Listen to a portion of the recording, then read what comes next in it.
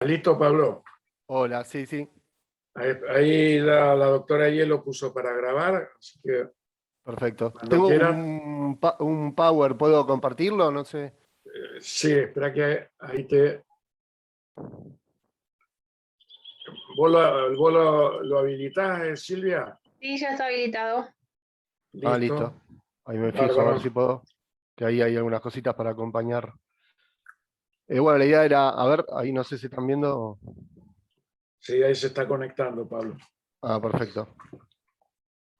Todavía no lo toma, pero ahí está.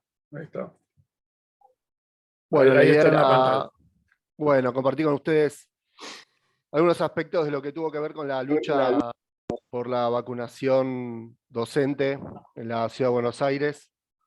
Yo en principio queríamos comentar algunas cuestiones que tengan que ver con un contexto de lo que pasó durante este año en el cual se implementó la vacunación docente.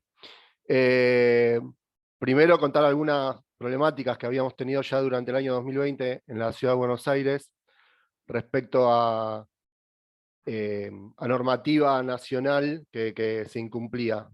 Bueno, el 16 de marzo del año pasado se suspenden las clases presenciales en todo el país. 3 días después se comienza el ASPO.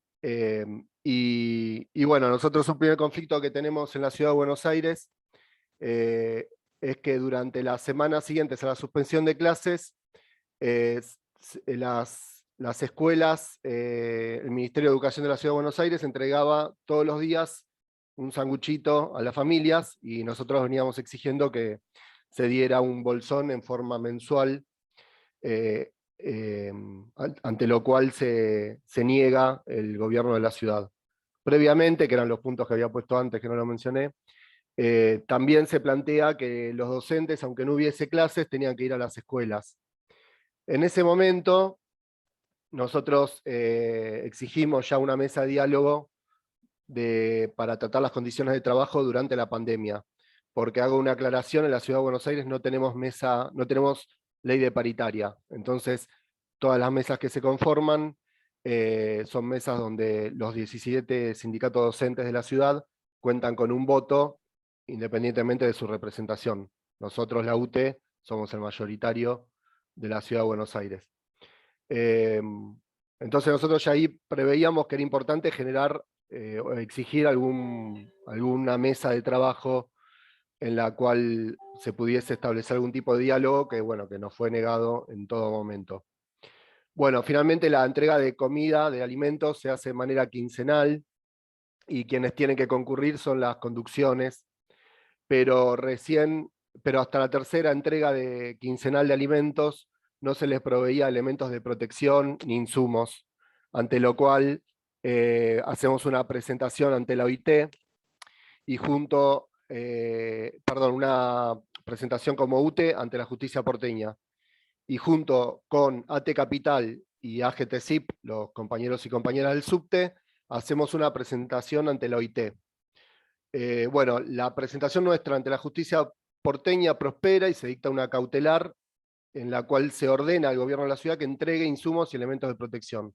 A partir de ese momento es que el gobierno de la ciudad de Buenos Aires empieza a entregar alcohol en gel, barbijos, insumos de limpieza, esto durante la pandemia, durante el ASPO el año pasado. Y la OIT declara la admisibilidad de la reclamación que presentamos y ordena también al gobierno de la ciudad armar un ámbito tripartito para discutir estas cuestiones.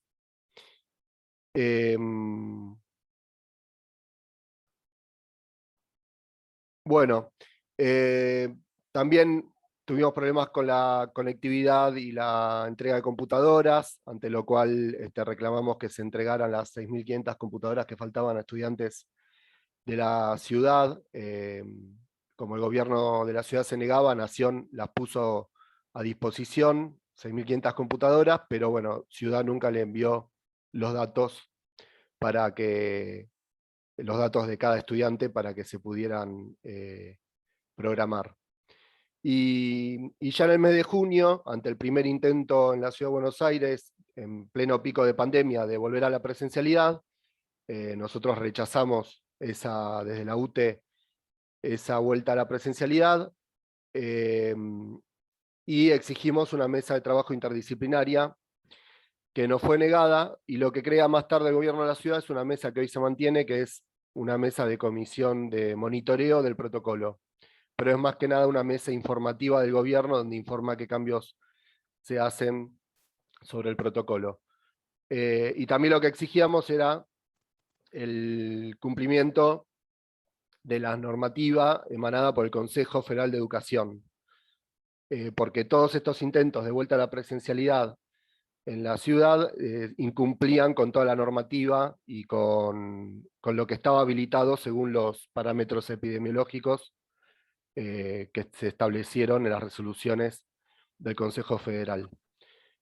Algo que fue muy importante durante el 2020 fue el rol de CETERA a través de la Paritaria Nacional Docente de Condiciones de Trabajo, a través de lo cual se estableció un marco de trabajo a lo largo de la educación a distancia que estamos teniendo, y también, bueno, el uso de redes sociales, porque muchas de estas cuestiones las denunciábamos, aparte de la justicia, a través de las redes sociales, dado que que no se podía hacer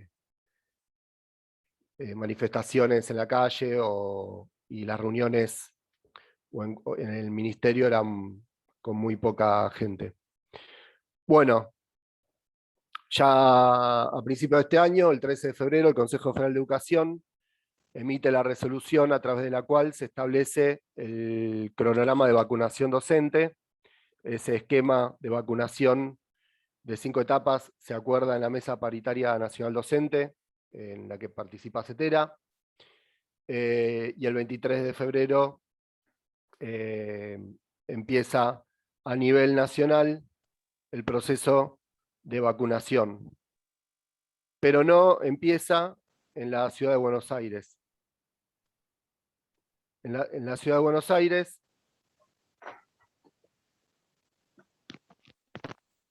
se había establecido que las clases iban a comenzar el 17 de febrero, 2 semanas antes de la fecha que se había establecido a nivel nacional, que era el 1 de marzo.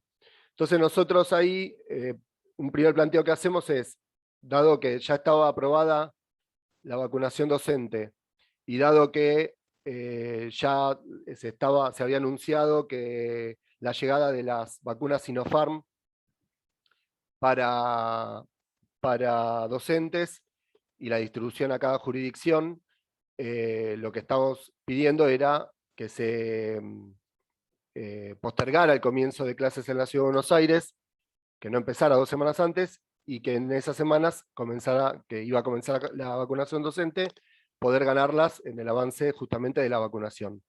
Bueno, el gobierno de la ciudad no quiso saber nada al respecto, mantuvo el 17 de febrero como comienzo de clases, y bueno, pese a que a que faltaba poco para empezar la vacunación docente. Quiso empezar las clases 2 semanas antes. Además está decir que los edificios escolares no estaban preparados para comenzar tan temprano, no se había invertido en infraestructura ni en insumos, entonces las primeras semanas fueron muy caóticas.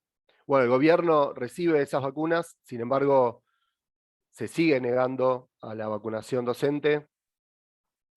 Y ahí empieza un desmanejo con esa primera tanda de vacunas, que eran 33.000 vacunas.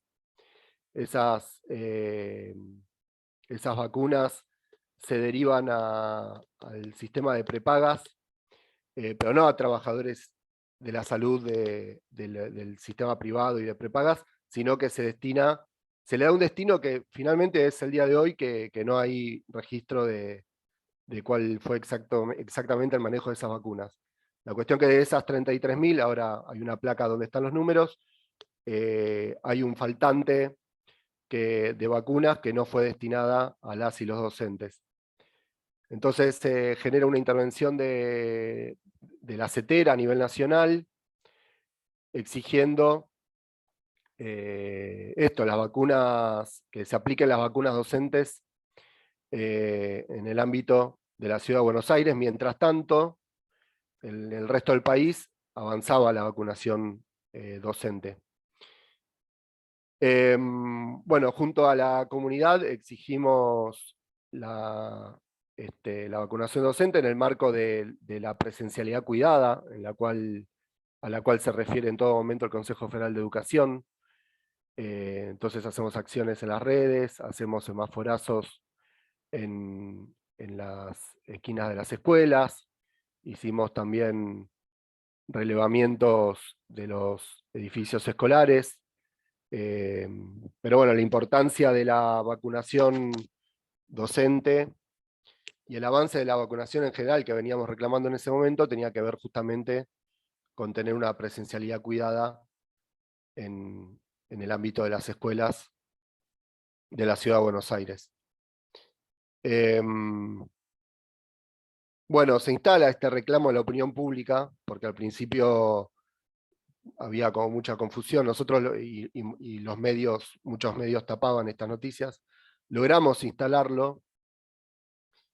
De hecho, se hacen encuestas en la Ciudad de Buenos Aires sobre la pandemia en general. Salieron una serie de encuestadoras a hacer 10 preguntas sobre la pandemia y sobre la vacunación. Bueno, ahí vemos que un 87,5% estaba de acuerdo con la vacunación docente, con la decisión del gobierno nacional. En otras encuestadoras daba 86, como esta que les muestro, 86,2% a favor de la vacunación docente. Esta directamente planteaba si estaban de acuerdo con que el gobierno de la ciudad debía vacunar a los docentes de forma prioritaria. Bueno, era contundente el apoyo que teníamos de la comunidad y finalmente el gobierno de la ciudad define que se inicie el registro y la vacunación docente. Con con una primera tanda de registros y de inoculaciones de vacunas. Ahora bien, un siguiente problema que tenemos es que abre la inscripción y en un principio sobre más de 111.000 docentes y con una entrega de más de 33.000 vacunas por parte del Estado Nacional, solo se aplican 15.958. Entonces, bueno, eso es exactamente lo que pasó. Y esta situación, la vacunación docente en la ciudad, empieza el 17 de marzo y hasta el mes de mayo vamos a mantener el mismo número de vacunados porque no siguieron vacunando docentes. Hicieron una primera tanda y frenaron el proceso de vacunación de docentes. Ante eso, de vuelta, a través de la CETERA a nivel nacional, reclamamos ante el Observatorio para el Regreso a la Presencialidad, que es otra instancia creada en el Consejo Federal de Educación, que se aplique la totalidad de vacunas. Ya estábamos atravesando 2 meses y medio de clases y solo teníamos un 14% de docentes con una sola dosis. Bueno, esto que les contaba, que entre abril y 1er día de mayo la ciudad mantiene el mismo número de vacunados. Acá podemos ver que Ciudad de Buenos Aires queda relegada al puesto 22 en vacunación docente, al 16 de abril es esto, fecha 16 de abril. Ya llevábamos 2 meses de clase justo, mientras en las demás provincias se avanzaba con la vacunación. Acá a la derecha podemos ver la nota que dice, bueno, compara con provincia de Buenos Aires, mientras en provincia había más de 130.000 docentes vacunados, en la ciudad solo había 17.000. Bueno, hacemos un paro docente, seguimos haciendo actividades en los barrios. Y bueno, ya para finalizar, finalmente el 17 de mayo se reanuda el registro de vacunación docente en la Ciudad de Buenos Aires y el 22 se retoman las aplicaciones. Se completó la segunda dosis de la primera tanda de esos 15.000 docentes que en un principio se habían vacunado. Después se aplica la primera dosis al 86% restante. En este momento todavía quedan menos de 3.000 docentes aún no recibieron la primera dosis. Eso se debe a distintas circunstancias. Hemos tenido casos de docentes que estaban cursando COVID y por eso no se vacunaron, entonces tuvieron que esperar. Hubo una gran cantidad de docentes de la Ciudad de Buenos Aires que se vacunaron a través de provincia de Buenos Aires, a medida que veían que avanzaba el ciclo lectivo y que en Ciudad no se le proveía la vacuna, se anotaron y se vacunaron a través de la provincia de Buenos Aires. Y bueno, y actualmente se está dando, esta misma semana, se están dando la segunda dosis de Sputnik a las y los docentes que les faltaba aplicar la segunda dosis. Y bueno, y seguimos, seguimos exigiendo que se cumpla con la presencialidad cuidada, que se cumpla en todo momento con la normativa del Consejo Federal de Educación, también del Consejo Federal de Salud, y bueno, a ver cómo salgo acá. Bueno, y seguimos en esa lucha. La verdad que tenemos un acompañamiento muy grande de la comunidad educativa, porque la preocupación en todo momento no es solo de las y los docentes, sino que es de la comunidad en su conjunto. Así que bueno, ahora estamos en una etapa en la cual se eliminó cualquier distanciamiento en las aulas. Hay muchos aislamientos. En estas 3 semanas que llevamos de esquema de presencial completo, se multiplicaron la cantidad de aislamientos por casos sospechosos y bueno, se nota una baja en los casos positivos, pero bueno, seguimos en alerta por esa situación y relevando la situación en cada escuela de la Ciudad de Buenos Aires. Así que bueno, en principio eso es todo por ahora. Después no sé, Jorge, si quieren alguna pregunta, se la puedo responder después, no hay problema. Yo quiero rescatar el trabajo que han hecho los compañeros del sindicato docente en la Ciudad de Buenos Aires, puesto que en un momento parecía que ladraban a la luna, porque el discurso, tanto nacional como el de la Ciudad de Buenos Aires, como tantos otros discursos, estaban todos alineados y alineados, mira qué furcia. Pero en realidad quise decir que estaban todos alineados. Vos no lo contés, Pablito, lo que dije recién, que estaban todos alineados. Y fue el sindicato el que destrabó esto. Entonces, me parece que es importante cuando los trabajadores se responsabilizan de una campaña. Porque en el peor momento, donde todo el mundo denostaba las vacunas, acá en la Ciudad de Buenos Aires se contabilizaba quién se vacunaba y quién no. Mucha gente de los programas, de los planes médicos privados, de los hospitales de la comunidad, eran vacunados previamente a los docentes que les exigían ir a las escuelas. ¿Me explico? Es decir, en la provincia de Buenos Aires hubo virtualidad, con lo cual la vacunación fue gradual, pero había una virtualidad. Pero en Cava, la obligación era que fueran sí o sí a trabajar. Por otro lado, más allá del partido político, digo que esto, como futuros médicos del trabajo, la enseñanza que nos dejan estos compañeros es que tomaron las herramientas gremiales para defender la salud. Y creo que esto es lo que hace interesante e importante lo que han hecho. La UTE que es la Unión de Trabajadores de la Educación, llevó adelante, digamos, una lucha de titanes. Y si se logró descubrir que los docentes no estaban vacunados, como decían, fue gracias a la fuerza gremial. Por eso, cuando Jorge nos invitó, le pedí a Pablo que contara esta experiencia, porque quizás en Santa Fe la situación fue otra. Yo sé por Sonia Leso que el plan de vacunación, tanto el personal de salud como los trabajadores de la educación, fue muy importante. En la ciudad de Buenos Aires no fue tan importante. Fíjense que el mismo color político, prácticamente, en Mendoza tuvieron rápidamente cobertura de plan de inmunización y no así en la ciudad de Buenos Aires. Y todavía lo que falta.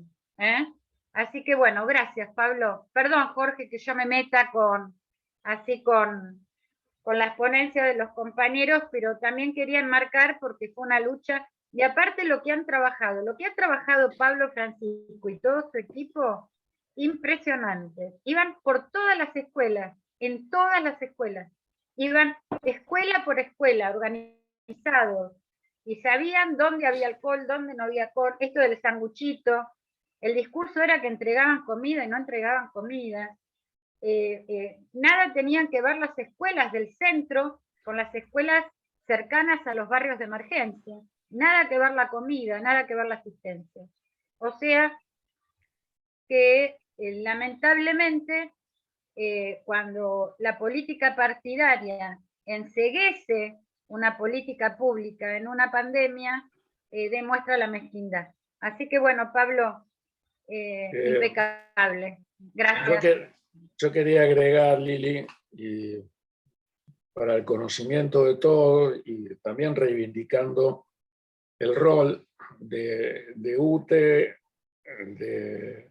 de SUTEBA, que nos acompañó en el día de ayer, y de la CETERA, en el marco de esta materia que es epidemiología en salud de los trabajadores, y ya que Pablo Francisco nos transmitió esta experiencia del transcurrir de la pandemia. En el comienzo de la pandemia, y para establecer, en primer lugar, los protocolos y una política de cuidado a nivel nacional, tempranamente, en la paritaria docente y en la Comisión de Condiciones y Medio Ambiente de Trabajo, se comenzó a discutir y, en primer lugar, es decir, la definición de las medidas de protección y los protocolos de trabajo, y luego los 2 semáforos que terminó aprobando el Consejo Federal de Educación, se hicieron como consecuencia de las propuestas de los gremios, de la experiencia que transmitían, y como resultado del conocimiento epidemiológico que había arrojado lo que ayer también se comentó en la clase de ayer, las encuestas que hizo CETERA y los sindicatos, que fueron un insumo muy importante para poder definir en todo el transcurrir de la pandemia, en las distintas etapas, las modalidades de trabajo y ponerle realmente un marco de seguridad, tanto para los trabajadores de la educación como medidas de protección general frente al COVID. Esos estudios epidemiológicos y esa, lo que yo decía ayer, esa experiencia histórica acumulada en el gremio docente de condiciones y medio ambiente de trabajo, permitió que esto se oficializara y fuera tomado ese insumo en consideración en la paritaria, en el ministerio, y en lo que luego pasa a ser política oficial de cuidado durante la pandemia. Eso me parece también importante rescatarlo en cuanto a a lo que es el uso del dato epidemiológico que se recoge, en este caso, desde los trabajadores y la experiencia de los trabajadores. Bueno, eso quería agregar.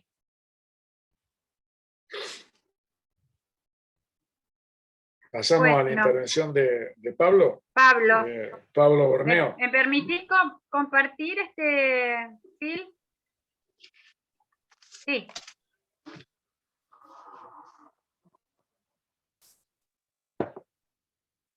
¿Se ve? Ahí está. Sí, qué bueno, qué bueno, qué secretaria que tenés, Pablo, qué bueno lo tuyo, ¿eh? Hola, hola a todos. ¿Cómo lo lograste? ¿Eh? Qué bueno eso. Hola a todos y a todas. No sé si se me escucha. Sí, ¿Se me escucha? Sí, perfecto. Sí, antes que nada, en serio, gracias, Lili. En serio, gracias de verdad. En principio, me gustaría hacer referencia a una suerte de anécdota que fue el hilo conductor del desandar de la pandemia, al menos para nuestro sindicato, la Asociación del Personal Náutico, APA. Ustedes recuerdan que el 31 de diciembre del 2019 surge a la luz pública la noticia, la novedad del primer contagiado de SARS-CoV-2, que después creo que asumió el nombre de COVID-19, en Wuhan, China. Y es una anécdota porque en ese marco de lectura artesanal que pudimos hacer algunos compañeros que conformamos la Oficina de Salud Laboral de nuestro sindicato, fuimos testigos de la noticia, porque la novedad o la curiosidad de la noticia fue que durante 3 horas permaneció cerrado, sin conflictos gremiales, ni por ningún nivel de siniestro, de accidente aéreo, el aeropuerto de Roma Fiumicino. Y esto sucedió a las 8 de la mañana, algún boletín informativo de la radio, y algunos fuimos testigos de la información. Hicimos una asociación directa con el COVID, pero por el sentido y la experiencia de trabajar en aeropuertos. Recuerden ustedes también que durante enero, en verano, en el año 2009, surgió a partir de la cepa de la influenza porcina, de la gripe porcina, el H1N1, que no llegó al rango de pandemia, pero que también de alguna manera, sin comité mixto, y con el sentido común de la época, pudimos llevar adelante, pero en poco tiempo, algunos mecanismos de defensa. Hablo de esta anécdota porque se transformó en el hilo conductor. Esa misma mañana nosotros hablamos entre algunos compañeros y pedimos, porque APA tiene conformado comité mixto, y esta es la gran diferencia con la época de la H1N1, la gripe porcina. Pudimos pedir, a pesar de las circunstancias políticas, recuerden que las empresas del Estado, yo trabajo y represento compañeros y compañeras en una empresa que hace la atención en tierra de los aviones y pertenece al Estado Nacional, y en ese momento estaba en pleno éxodo, pero un éxodo lento, demorado, del directorio macrista, y la característica que tienen estas empresas estatales es que asumen los directorios que dependen directamente del partido político ganador en las elecciones nacionales. En ese marco de situación, de disputa de poder, nosotros pusimos en agenda la cuestión, la problemática, sin saber, sin conocer, pero sí con la experiencia previa de la gripe porcina del año 2009, la cuestión de COVID.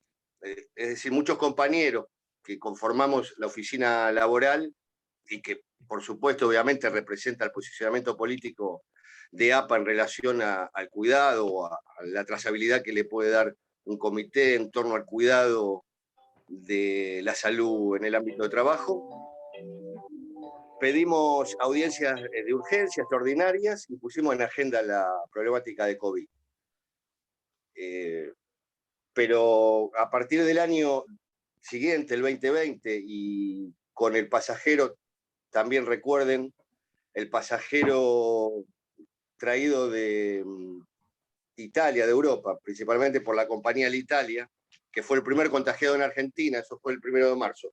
Y lamentablemente el 3 de marzo la noticia fue que terminó falleciendo. Nosotros ya el 12 de marzo sí sin pandemia, sin cuarentena, sin ninguna de estas cuestiones aún, pudimos hacer una reunión extraordinaria al interior de la organización, en la oficina de salud laboral, y empezamos a tratar de marcar la cuestión, sin conocimiento de que iba a ser una pandemia, pero sí una epidemia, habida cuenta de que el sector aéreo se transformó involuntariamente en el 80% del transporte del virus, y empezar a tratar de describir, de despuntar algún desarrollo protocolar de procedimiento de acción para cuidar la salud de los compañeros y compañeras. Y después, las empresas donde sí activa el comité mixto, que es un acuerdo por empresa, aproximadamente antes del decreto original 297 de Alberto, del Poder Ejecutivo Nacional, que decreta la cuarentena,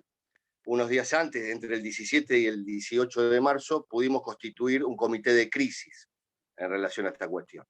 En principio, basado en las recomendaciones originales que aún perviven y sobreviven en el marco de la pandemia, que era el distanciamiento social, el uso de tapabocas o barbijo, que estaba en discusión, que recién la Sociedad Argentina de Infectología terminó por confirmar la validez del uso del barbijo tapaboca en junio del 2020, y el alcohol en gel. Y después pudimos desarrollar, porque veníamos en disputa permanente, por esto que les mencioné anteriormente, sobre la visión y la versión de los hechos de un gobierno liberal cuya administración respondía al interés del macrismo, y ahora un directorio que no pudo asumir el desafío de gestionar una empresa estatal en el marco de la pandemia. Y sí pudimos desarrollar algunas medidas que fueron el montaje del mecanismo de defensa. Les voy a decir básicamente los resultados que tuvimos durante el año 2020 a lo largo de la pandemia. Hicimos, porque también pudimos recuperar derechos. Recuerden que el comité mixto, en general un comité mixto estándar, que cuida y representa la salud de los compañeros y compañeras en organización y participación de los trabajadores y trabajadoras, en sus estatutos estándar tienen la facultad de, en acuerdo de ambas partes, de constituir reuniones ordinarias una vez por mes. Durante 4 años de macrismo nos dieron el 3.84 promedio de reuniones, que representan 8 reuniones en 48 meses.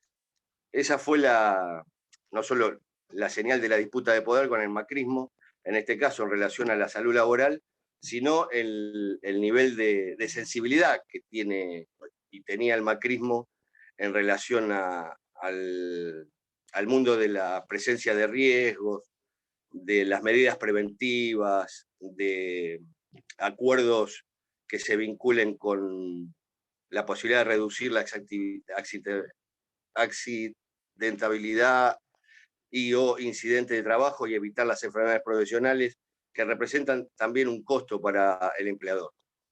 Entonces, avanzamos en reformas estructurales y de procedimientos internos.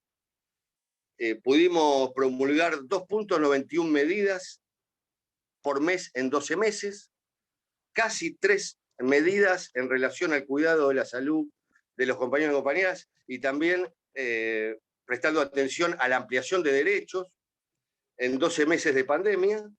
Y entre los casos de compañeros activos y dispensados, recuerden que el DNU original habilitaba la presencialidad para aquellos que no tenían patologías preexistentes o prevalentes, y había algunos compañeros dispensados con los cuales seguimos en comunicación, y nos propusimos, para poder gestionar la pandemia a la altura y lograr buenos resultados, que en principio era el amor por la vida, tratar de evitar, porque el riesgo de la pandemia era la muerte, y ahora somos todos, podemos dar testimonio al respecto. Tuvimos 430 casos entre activos, esos compañeros que continuaron con el aforo determinado por el DNU original de Alberto, en el contexto de la pandemia rígida, de la famosa cuarentena, entre activos y dispensados. Y 75 casos positivos a lo largo del 2020.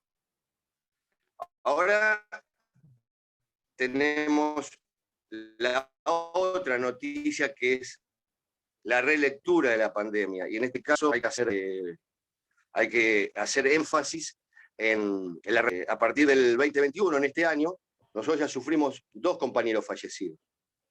Y en términos de interpretación de los hechos, consideramos que fue por efectos de las secuelas que ya tienen comprobación empírica, y las ART son responsables socialmente, pero también en términos de aquello para las cuales fueron designadas y constituidas, que era el cuidado de la salud de los trabajadores y trabajadoras. A nuestro entender, a nuestro humilde entender, sin ser abogado, pero sí en virtud de la participación del espacio, que este año cumple 5 años, me refiero al espacio intersindical Salud, Trabajo y Participación de los Trabajadores, donde compartimos experiencias y vivencias, tanto a nivel político como de gestión preventiva, de acuerdo a las distintas actividades de la economía nacional. Nosotros, en nuestro humilde entender, consideramos que tienen una relación culposa con la vista gorda que están haciendo aún hoy, en el marco de la pandemia, y con comprobación empírica de las secuelas que trae el propio COVID. Esta es la introducción que quería hacer, y ahora pasamos al Power, si te parece, Lili.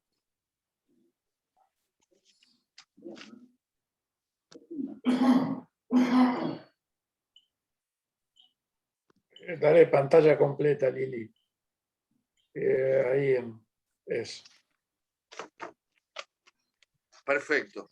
Esta es una de la búsqueda de ampliación de derechos y objetivos logrados, que era tratar de establecer el derecho al agua potable en lugares de trabajo. Este es un sector de logística del servicio de rampa, como se le llama técnicamente, que era hacer lograr que llegue el agua a un sector que tiene entre 25 y 30 compañeros. Hoy, con aforo, capacidad presencial reducida al 50%, son mucho menos.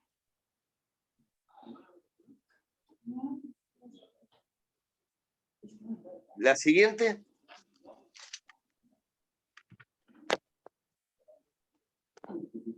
Efectivamente, eso es parte de la grifería que acompaña la cuestión de la presencia de agua potable, según el capítulo 6, a riesgo de equivocarme, de la ley, por lo menos del decreto 351/79. Perfecto. Son todas fotografías, registros fotográficos que indican el avance en este sentido en ese sector. Según la nomenclatura interna de la empresa Móvil 13, donde se realiza la logística previa a la situación de la atención de aviones en tierra. Esto es la famosa cabina sanitizante, que pudimos lograr un corredor sanitario, donde previamente a pasar por este lugar se hace toma de temperatura.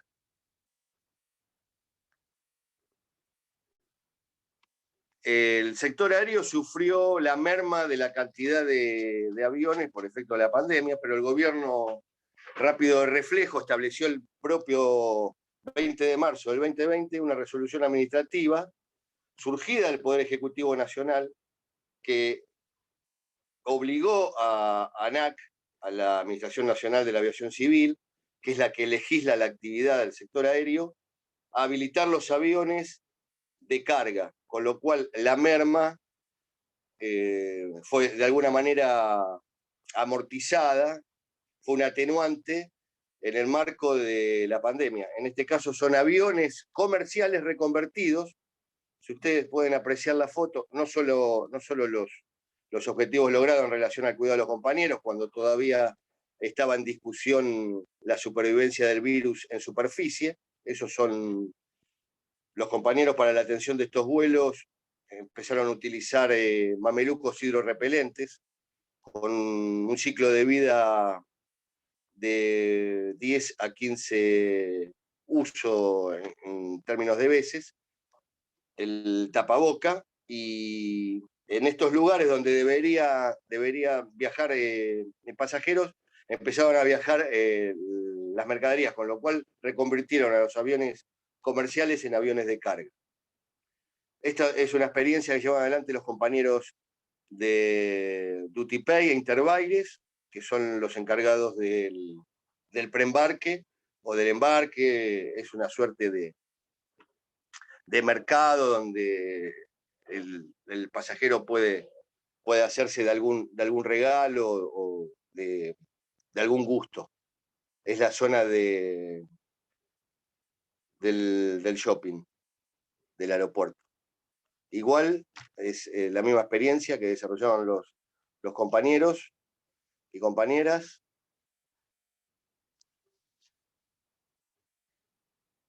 Esto es tanto E6, Aeroparque. También utilizamos mucha señalética y pudimos recuperar. Esto es interesante, porque Intercargo, a partir de APA, la empresa es Intercargo, a partir de APA, de la Asociación del Personal Aeronáutico, pudo en el año 2012 lograr incorporar a un personal tercerizado. Ustedes saben que en el aeropuerto es un gran nicho de negocio, pero también hay poca legalidad. APA logró incorporar a la planta permanente a compañeros y compañeras de empresas de limpieza de aviones, de aeronaves, e incorporarlos, además de afiliarlos, incorporarlos a la propia empresa. El macrismo se desprendió de la limpieza de aviones, hubo que reconfigurar la organización interna del trabajo. Además, el macrismo utilizó como herramienta de despido las jubilaciones anticipadas y los RB, los famosos retiros voluntarios. Y nosotros en plena pandemia, y es cierto, con un gobierno afín al campo nacional y popular, pudimos recuperar parte de esos compañeros. Esa es la foto que hacía mención al sector de limpieza. Esta es el transporte con la burbuja sanitaria para cubrir y proteger y dividir las distintas zonas a ocupar dentro del habitáculo. Pertenece al Aeropuerto Argentina 2000, compañeros y compañeras también afiliados a nuestra organización sindical.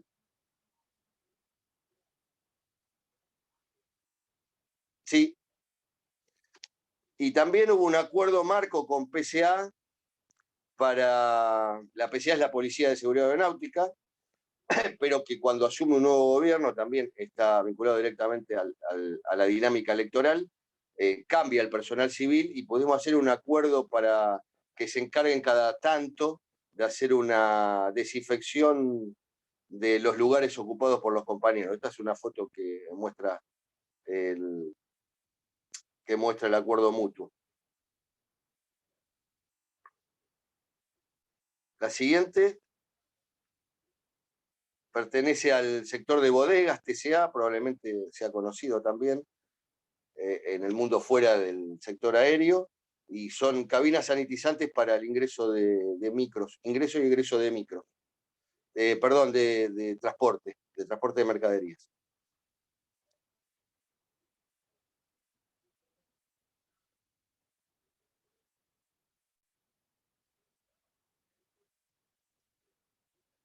Y la organización en lo que respecta al check-in, y esto fluctuaba dependiendo del ritmo epidemiológico, que fue fuente de información en el propio espacio intersindical, a través y a partir de la gran generosidad de Lili Capone y de su conocimiento técnico-científico por ser médica egresada, que se estableció un protocolo, y esto fue trabajado en conjunto de la Oficina de Salud Laboral, pero hago mención al espacio intersindical porque es donde se reconfirman o ratifican estas cuestiones sensibles a la salud humana en el marco de la pandemia, que era el distanciamiento social preventivo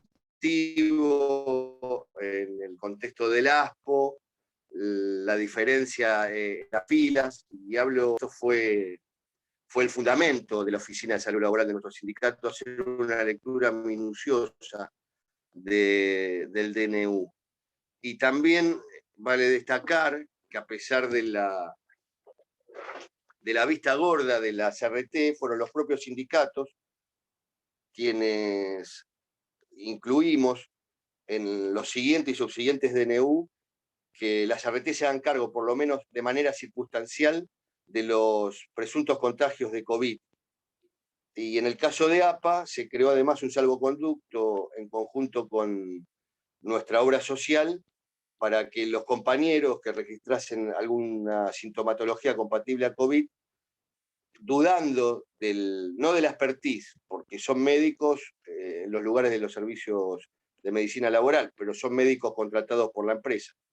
Ante la duda, la incertidumbre, y siempre bajo el rigor de la consigna del cuidado de la salud, o evitar el riesgo de muerte, utilizamos la obra social como salvoconducto para que esos compañeros, al salir del trabajo, incorporarse o esperar la visita del RT, ¿se acuerdan?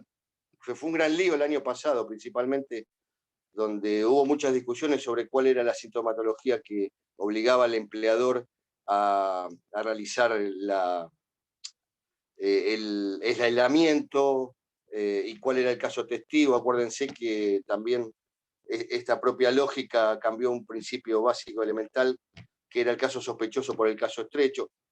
Fue verdaderamente una aritmética sanitaria a la que tuvimos que acudir y abordar como desafío, pero a ciencia cierta fue también la propia obra social la que conciliaba y confirmaba los casos COVID positivos y incorporarlos rápidamente al mundo sanitario, al mundo de la salud pública o privada.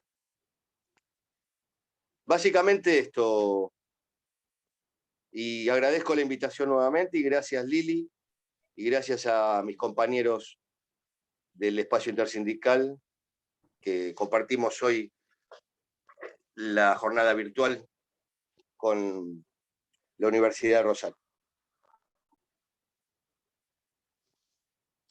Gracias, Pablo. Gracias, Pablo. Es un laburante que organizó el comité mixto en una de las empresas de aerolíneas de Intercargo. Es un referente en salud laboral, en todo lo que es, también en aerolíneas. Lo llaman para que él dé su opinión cuando hay alguna traba en algún puesto de trabajo. Y es muy estudioso, es muy lector, y bueno, sabe un montón. Así que es un gusto, Pablo, como siempre, un orgullo. Bueno, y hoy el subte cumple 13 años, con lo cual los compañeros están de festejo. El sindicato, no el subte tiene casi 100 años. El sindicato de los metrodelegados cumple 13 años. Así que bueno, yo voy a compartir un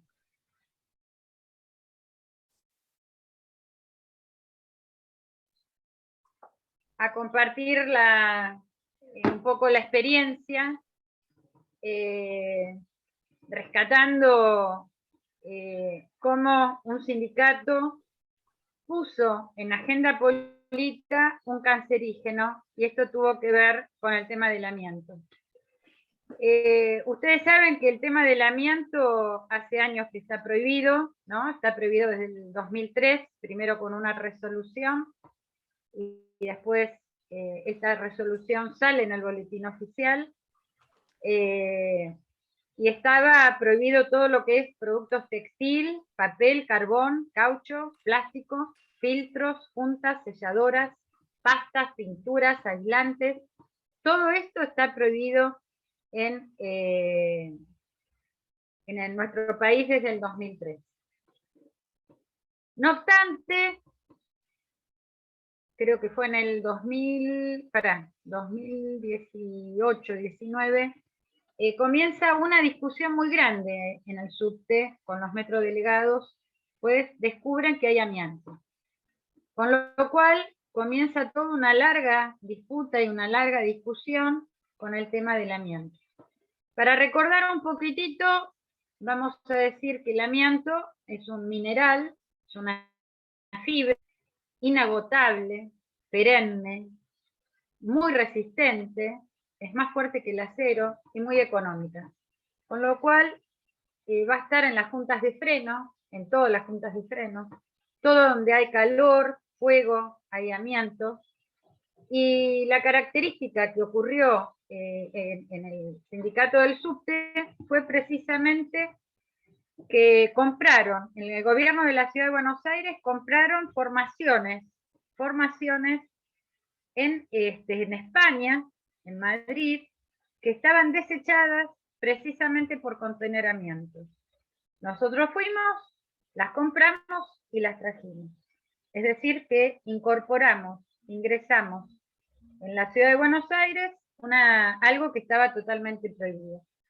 Pero recordemos un poquito qué es lo que hace el amianto, ¿no? Porque no es una cosa, dijimos. Se sabe que trae una enfermedad profesional, que tiene compromiso pleural y pulmonar, y que trae una enfermedad crónica e invalidante, y el amianto trae cáncer y fibrosis. Recordemos que el amianto lame la pleura, por eso tiene un gran compromiso pleural. Nosotros, digo nosotros, porque yo formo parte de una mesa de auditoría, donde tuvimos que discutir mucho la necesidad de generar una vigilancia epidemiológica en estos trabajadores. Con lo cual, lo primero que hicimos fue armar, discutir, consensuar una historia laboral de riesgo. Porque en general los trabajadores del subte están muchos años, entran muy jóvenes, entran como limpieza, limpian las vías, que no es más ni menos que uno de los lugares donde más polución de amianto hay. Después limpian diferentes sectores, después van a la boletería, después son guardas, después son conductores. Todo eso lo hacen en 20 años, 27 años. Hay gente de 30 años de antigüedad con diferentes puestos de trabajo. Pero también están los que trabajan en los talleres. Recordemos que el amianto, si se caracteriza de algo, especialmente de estar en todos los talleres, en todas las soldaduras, en todos los pulidos, aparte de sílice, hay amianto. Con lo cual, tuvimos que trabajar mucho para generar esto, ¿no? Que lo que llamamos historia laboral de riesgo, y obviamente esto les queda. No solamente cuando empezó a trabajar, sino el tipo de exposición, el tipo de amianto, los años, la intensidad. Pero hay algo que se llama periodo de latencia, y esta fue una de gran discusión. Amianto hay en todos lados en el subte. Nosotros como usuarios del subte también nos contaminamos. Hay en los talleres, están estivados de cualquier forma. Estos son calefactores. Acá se ve de qué forma están sacando el amianto con unos caños de aspiración especial que quedan acá y después esto se desecha, vaya a saber dónde.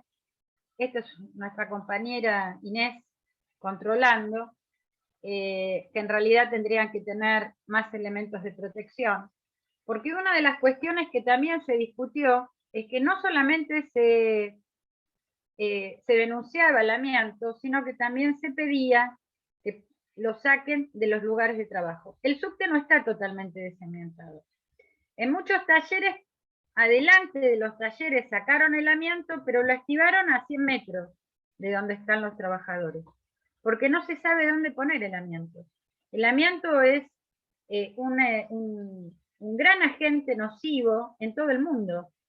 En todo el mundo. Hay un barco francés que sigue dando vuelta de amianto, porque no se sabe dónde depositar estos residuos que son altamente patológicos. Yo les hablaba del periodo de latencia, ¿no? Este es un trabajo muy interesante que hizo Tarrés en Barcelona, en Cerdañola, donde había es como el Eternit, una vieja fábrica de fibrocemento que la dejaron abandonada, y empezaron a hacer un estudio prospectivo. Los europeos se dan ese lujo, y donde descubrieron, básicamente, y con estudios de metaanálisis, que hay una relación directa en el periodo de latencia entre la cantidad de fibras acumuladas y los años de exposición y la aparición de las patologías. Lo primero que aparece a los 10 años de 10, 15 años de exposición son las placas pleurales y los signos de fibrosis de pulmón. A lo largo de todo el tiempo y a medida que vamos inhalando más, esto queda depositado y aparece el cáncer de pulmón y el mesotelioma. Pero fíjense que el mesotelioma no se necesita mucho tiempo de inhalación. Con poco tiempo de inhalación, cantidad, no poco tiempo, poca cantidad de inhalación aparece en mesotelioma. Esto es lo que da es la latencia, es decir, el tiempo entre la primera exposición y la aparición de la patología. Esto es un trabajo del 2009. Yo tuve la oportunidad de ver cómo se iba armando este trabajo de investigación y obviamente en el gobierno de Cataluña había una fuerte disposición política para hacer esta investigación, ya que el amianto no solamente es un tóxico laboral, sino también es un tóxico medioambiental. Y en realidad una de las preguntas, porque una de las cosas que aparecen con más preponderancia, más prevalencia, son las placas pleurales. Y durante muchos años se planteaba que las placas pleurales no daban mesotelioma. Ahora eso está en discusión. Y hay una característica que lo está diciendo la OMS, la OIT, en todos lados aparece, la NIOSH, que plantea que no es necesario estar mucho tiempo expuesto para que aparezca una patología cancerígena. Y en el tema del amianto es independiente de la dosis de exposición. Nosotros conocemos pacientes en el consultorio de patología ocupacional que tenemos ahí en el Hospital Muñiz, pacientes que por ahí vienen por alguna sintomatología y uno ve la placa o le pide una tomografía y ve placas de amianto. Y a veces no recuerdan que estuvieron trabajando con amianto y tuvieron un trabajo de niños, de adolescentes, de jóvenes, o no se acordaban que vivieron enfrente de una fábrica de fibrocemento. El amianto trae cáncer laboral y medioambiental y no es necesario mucho tiempo. Bueno, ante todo este escenario, sabiendo que 5.000 prácticamente, más de 4.000 trabajadores estaban expuestos a amianto, con el agravante que estuvieron muchos años expuestos al amianto en formaciones que habían sido desechadas en un país precisamente por estar contaminados, lo primero que planteamos es, además del diagnóstico, la ubicación del riesgo, ubicar la fuente de riesgo, eso se hace a través de mapa de riesgo. Denunciarlo eso, aparte de denunciar el riesgo, teníamos que evaluar, que es lo que estamos haciendo, evaluar precisamente cuál es el impacto en la salud de los trabajadores del subte. Y cuento que nosotros recibimos en el Hospital Muñiz, nos derivan una paciente muy joven con una fibrosis de pulmón y con placas pleurales. Esa mujer trabajaba en un bar, yo no sé si algunos se acuerdan, pero en Tribunales, ahora está todo cerrado, a partir de la denuncia de esta paciente y después de la denuncia del amianto. Había bares, era como entre vía y vía, ¿no es cierto? Había como una góndola y ahí había bares. Esta chica atendía en uno de los bares. Y obviamente trabajó 7 años. Y tuvo una fibrosis, tiene una fibrosis, sigue con su fibrosis. Es muy joven, tiene 42 años, y además de tener una fibrosis, tiene placas pleurales. Obviamente está haciendo juicio porque en el bar estaba informal, estaba en negro, por un lado, y aparte no era un riesgo denunciado por su empleador, con lo cual saben que la RT no se va a hacer cargo, al estar en negro el empleador mucho menos. Entonces, bueno, ahí ante todo esto que les estoy contando, también se discutió de qué forma íbamos a estudiar nosotros los trabajadores del subte. Y entonces los dirigentes del sindicato, en una audiencia, con lo que contaba Pablo de UTE, la ciudad de Buenos Aires es muy difícil, no puedes hacer muchas cosas, pero se sacó, por medio de la justicia, una audiencia en la Defensoría del Pueblo y se saca una resolución que a los trabajadores le deben realizar una vigilancia en su salud.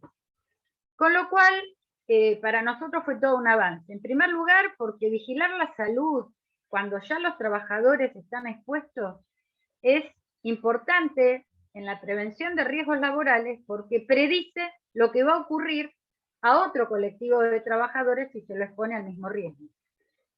Vigilar la salud de los trabajadores o monitorear no es una actividad asistencial. Es cada trabajador, pero la lectura es una epidemiología crítica, es con todo. Obviamente no tiene nada que ver con el ausentismo y requiere protocolos específicos por riesgo para identificar los problemas. Así como está el registro de agente de riesgo, que es el famoso RAR, donde se ubica el riesgo en el lugar de trabajo, la vigilancia o monitoreo de la salud requiere protocolos también específicos para identificar los problemas. Y fue así que se organizó una mesa cuatripartita y se evaluaron, esto fue hasta el año pasado, ahora estaremos arriba de 2.200 trabajadores. ¿Por qué una mesa cuatripartita? Porque está un médico de la empresa, está un médico de la RT, está el Hospital Británico como prestador de la RT, el servicio de neumonología y el servicio de diagnóstico por imágenes, excelente, y estamos nosotros como la Facultad de Medicina por el Instituto Bacareza, que es donde está el consultorio de patología ocupacional. Todos los lunes vemos alrededor de 20 a 30 radiografías. Cuando hay alguna alteración en una radiografía, cuando hay alguna duda, y el trabajador tiene más de 10 años, como sabemos que todos estos trabajadores, el común denominador es que está expuesto a amianto, van a tomografía. Para corroborar si ese engrosamiento pleural corresponde a un engrosamiento pleural, o bien es una secuela no fibrótica, o bien es grasa. Entonces, se mide las densidades del engrosamiento pleural. Esto es inédito, esto se va a publicar, porque vamos a poder dar una herramienta más para diagnosticar cuando los trabajadores están expuestos a amianto, si esa densidad pleural corresponde a fibrosis o no.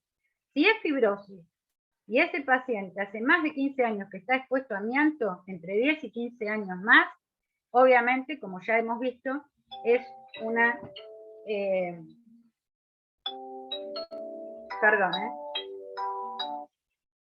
ese paciente está expuesto a amianto. Al estar expuesto a amianto es un engrosamiento pleural. Así que esto fue hasta fines del año pasado. Todos estos pacientes están expuestos a amianto. Bueno, todos estos pacientes que ingresan para ser estudiados con historia laboral, como les decía, examen físico, se les hace una espirometría. Si esa espirometría no da bien, se le hace volúmenes pulmonares y test de la marcha. Si la radiografía no está bien, se pide tomografía. Todos estos pacientes que han estado expuestos al amianto. Yo acá pongo trabajadores con exposición a riesgo conocido, pero esto fue toda una lucha gremial, años y años discutiendo que el amianto estaba en el taller, que el amianto estaba en las formaciones y que eso tendría que ser incorporado como agente de riesgo en las RT. Obviamente que ni la empresa ni la RT quería saber nada de esto. Yo me acuerdo que la primera vez que me llamaron para mirar placas, las placas eran imposibles de leer. Eran placas blandas. No estaban los senos diafragmáticos. No se veía absolutamente nada. Y todas las radiografías, había colegas que la firmaban y decía estudios sin particularidades. Y esto lo llamo a la reflexión, porque somos todos colegas, y esto debemos ser muy éticos, y debemos tener independencia científico-técnica.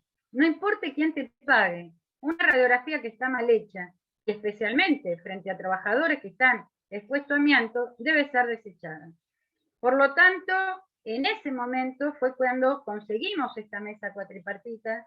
Obviamente yo conocía a los colegas que trabajaban en el Británico. La RT Galeno estuvo muy bien, se trabajó muy bien en la RT Galeno. También todos saben que yo no estoy a favor de la RT, pero tengo que decir las cosas como son. Pudimos articular muy bien con el Británico y estamos trabajando. Y bueno, y empezamos con los talleres, los trabajadores de talleres, seguimos con los de sus estaciones, estamos con los conductores y ahora estamos también con los que limpian vías. ¿Qué es lo que vimos?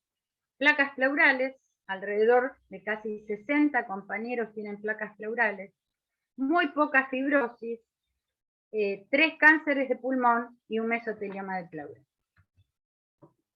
Y esto lo pongo porque el taller Rancagua fue uno de los primeros talleres donde se diagnosticó y se evaluó y se marcó el amianto. Acá está un grupo grande que son todos compañeros que están en la Secretaría de Salud Laboral del subte.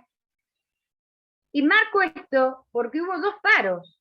Creo que por primera vez, ¿no, Jorge? En la historia del movimiento obrero argentino, no por primera vez, porque hubo paros en Astarza antes de la dictadura, por el tema de las muertes, de los compañeros y demás. Pero hubo una movida muy fuerte, muy, muy fuerte. Imagínense lo que es estar sin subte en la ciudad de Buenos Aires, es un escándalo, porque puede parar una línea de colectivo, puede parar una línea de tren, pero el subte es un escándalo. Y la verdad que han hecho un trabajo muy importante, han trabajado también para que la población de la ciudad de Buenos Aires sepa que nadie está exento, y en realidad lo que se quiere es que saquen el asbesto. El amianto sigue estando en muchos lugares en el subte, y bueno, nada, están en eso. Nosotros todos los lunes nos encontramos, hacemos la auditoría de las radiografías. Este lunes tenemos 20 tomografías que pedimos a otros trabajadores porque las radiografías no habían dado bien. Pero yo les repito, la primera vez que me llamaron como experta en neumonología ocupacional, que fui por la Facultad de Medicina, y vi las radiografías, realmente me daba vergüenza ajena que colegas firmen con sello, una cosa, placas absolutamente, pero no porque están expuestos al amianto. No ves nada, que ni se veía. Un escándalo. Prestáselo porque... Un escándalo. Y bueno, eso lo pudimos coordinar. Y la verdad que me parece, digo, para ir cerrando las 3 ponencias, me parece que es importante ver, hoy tuve una reunión con unos chicos jóvenes que están haciendo una investigación de comité mixto, muy interesante.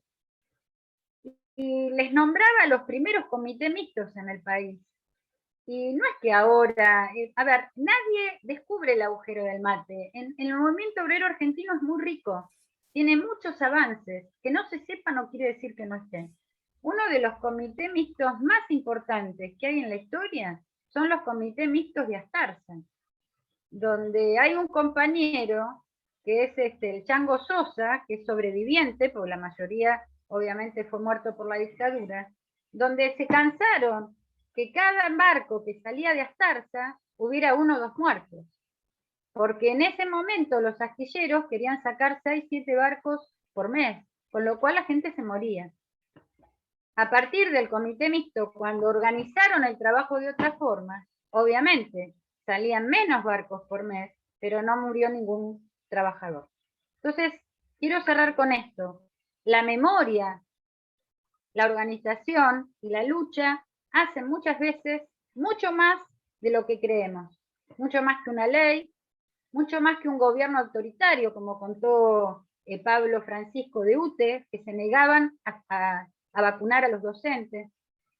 Pablo Borneo, que con un grupo de trabajadores organizó todos los protocolos, con la RT, con la empresa, pero ellos se pusieron al hombro y doy fe, cómo defendían los puestos de trabajo, pero los que estaban presenciales con protocolo. Y en el caso del subte, que también hubo muchas muertes, pero fueron silenciadas. Y estas muertes pudieron ser reconocidas como enfermedad profesional, porque en pleno ASPO el subte seguía andando. Lo mismo que los trabajadores de los colectivos, los trenes, los mismos que los chicos cajeros de supermercado, que hubo muchos casos de contagio en los supermercados. Y con esto cierro. Hoy estuve en una reunión, Jorge, por CTA, en el Consejo Consultivo Permanente, que es el lugar donde teóricamente modifican por resoluciones la Ley de Riesgos del Trabajo.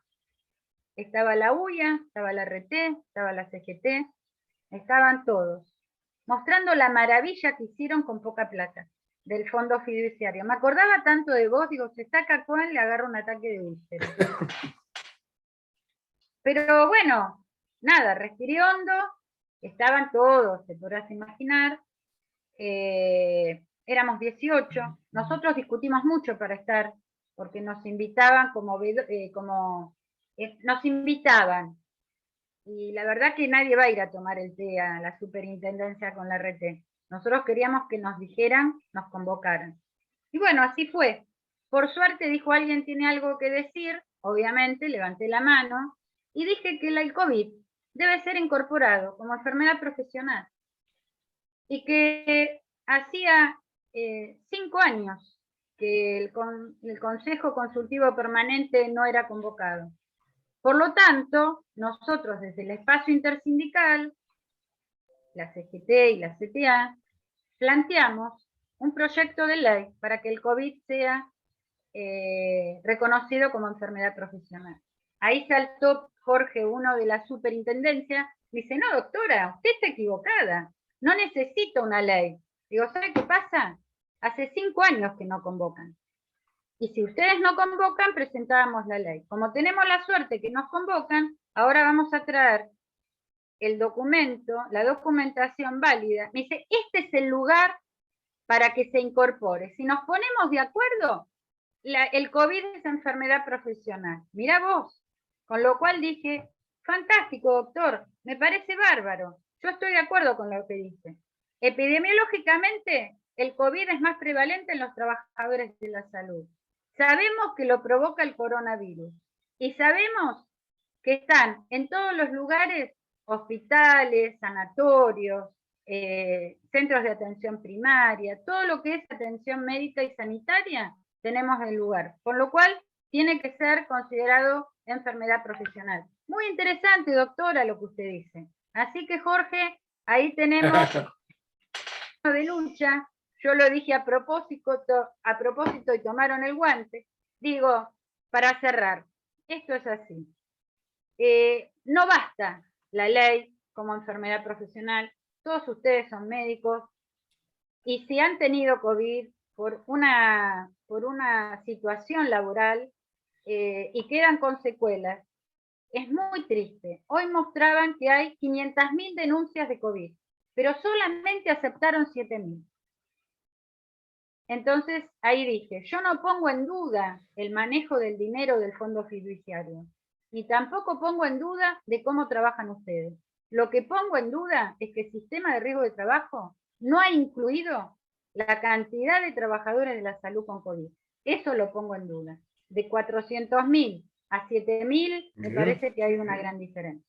Bueno, con esto me callo, de esto se trata, y la salud de los trabajadores, todos ustedes son trabajadores, se defiende organizada y colectivamente. Muchas gracias. Agreguemos que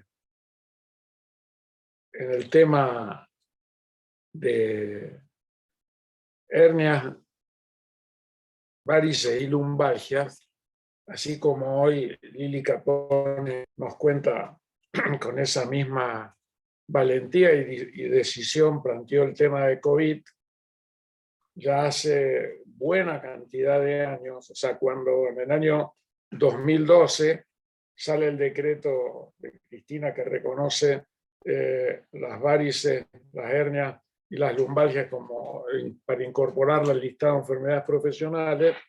En ese mismo espacio y con esta misma vehemencia, Lili Capone fue la que tuvo que defender en nombre de los trabajadores que se incorporaran plenamente estas 3 patologías que llevaba por lo menos 15 a 20 años de pelea para que sea reconocida como enfermedad profesional.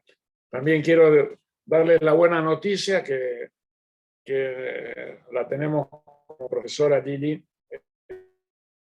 en patología por aparatos y sistemas y en neumonología laboral. La vamos a tener también de vuelta, y en cada momento que volvamos a convocar también a los compañeros trabajadores de los sindicatos y fundamentalmente de la intersindical, seguramente nos va a acompañar.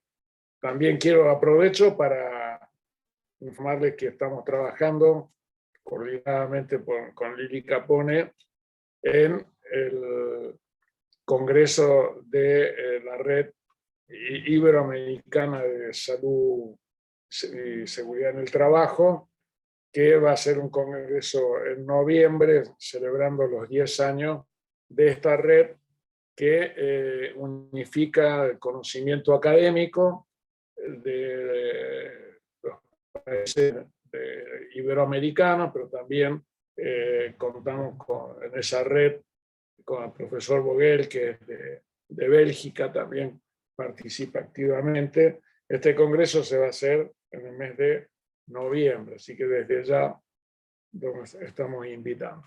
Y bueno, si alguien quiere hacer, antes de que hagamos el agradecimiento a los compañeros que intervinieron ayer y hoy, quieren hacer alguna pregunta a los 2 Pablo, a Lili, abran el micrófono y pregunten, o opinen, o den su opinión.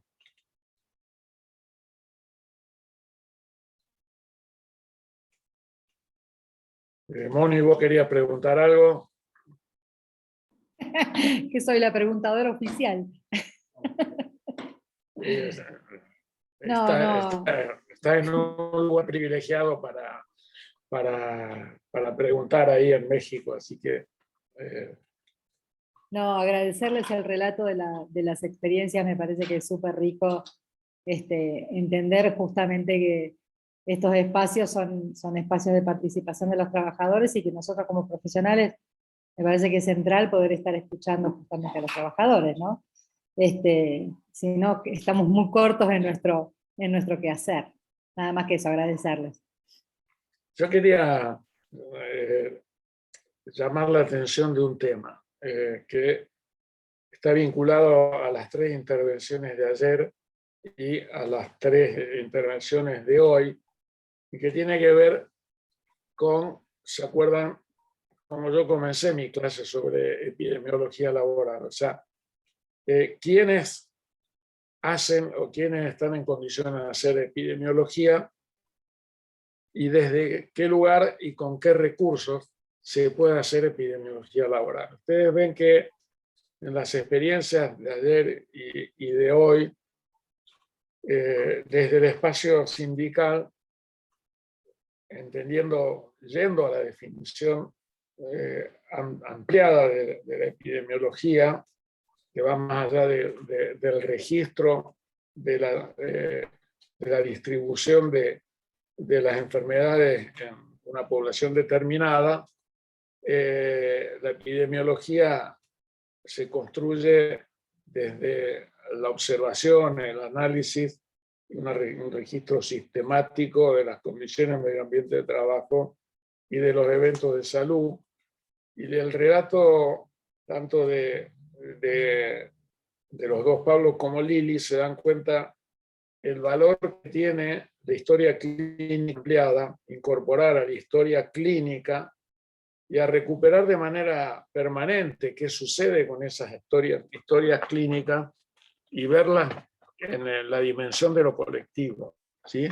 Porque en las 3 experiencias de hoy se muestra ya que uno puede ver una placa y ve esa placa, pero si luego junta el conjunto de las historias, ahí comienza a construir un conocimiento epidemiológico que le permite tener una política de transformación de las condiciones de medio ambiente de trabajo y las condiciones, y las condiciones de salud. Me gustaría cerrar la clase recuperándole a ustedes porque las clases de ayer y de hoy en realidad ponen en acto esta frase que a mí me gusta y que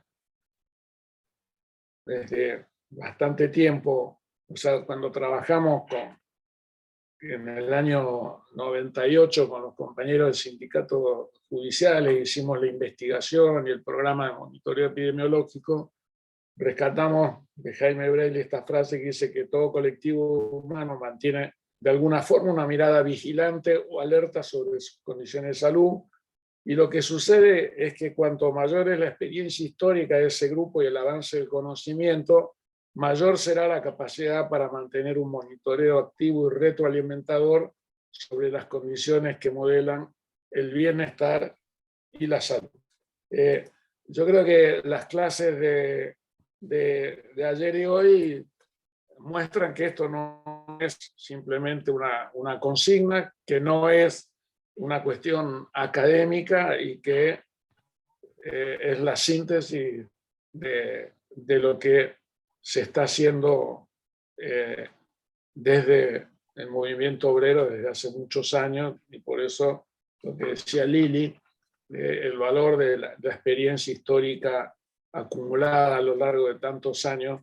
O sea, nadie descubre el agujero del mate, ni es el primero que llega, sino que hay toda una historia atrás y que esa historia perdura en la memoria colectiva de los trabajadores. Y vuelvo a rescatar que la posibilidad de que esa memoria se transforme en acto desde los trabajadores en el espacio sindical.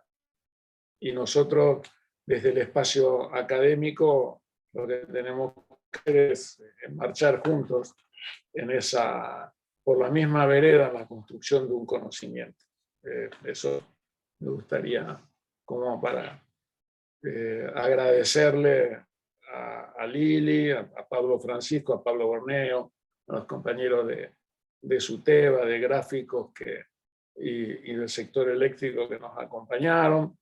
Quedan otros estudios también muy, muy importantes de otros gremios que integran la intersindical, que bueno, ya tendremos oportunidad de seguir compartiendo. Gracias Lili, gracias Pablo. Gracias. Pablo. Buenas noches, gracias Jorge. Hasta Gracias, la próxima. Gracias. Bueno, quedan también Buenas noches. quedan